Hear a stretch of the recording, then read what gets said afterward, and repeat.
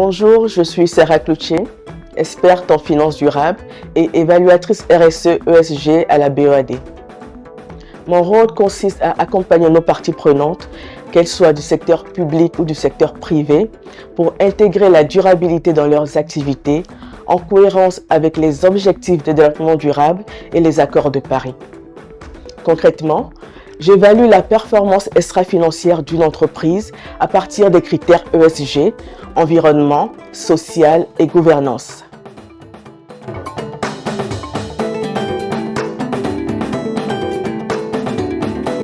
Les institutions financières cherchent de plus en plus à financer des entreprises et des initiatives qui privilégient le développement durable.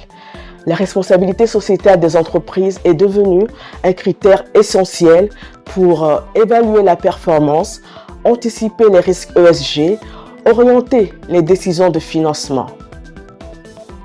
L'évaluation d'un projet ne se limite plus à une analyse financière ou économique. La performance extra-financière est désormais déterminante, qu'il s'agisse du respect de l'environnement, des droits de l'homme ou de la bonne gouvernance. La RSE est un levier pour réduire les risques, qu'ils soient réputationnels, légaux ou climatiques. À la BEAD, nous ne considérons pas les risques ESG comme une nouvelle catégorie de risques, mais plutôt comme un facteur aggravant pour les risques déjà existants, notamment le risque de crédit, de marché ou les risques opérationnels.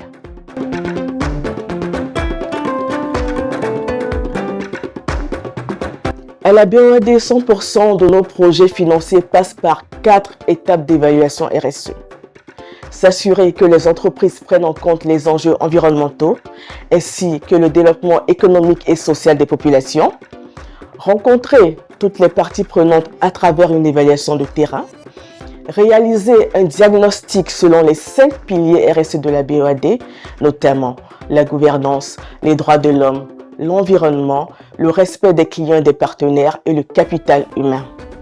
Attribuer enfin une notation et élaborer un plan d'action avec des KPIs mesurables.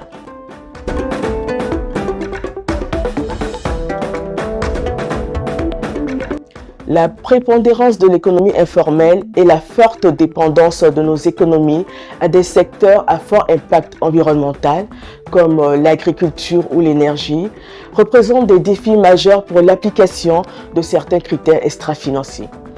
Parmi autres défis, l'absence ou l'insuffisance d'un cadre réglementaire régional contraignant ou incitatif pour la RSE. Le manque de compétences ou de spécialisation pour répondre aux exigences des standards internationaux. La difficulté dans l'évaluation des impacts, notamment pour leurs mesures ou leur quantification. Et enfin, la faible application de la note 35 du Cisco-WADA qui oblige toutes les entreprises de plus de 250 employés à réaliser un reporting extra-financier.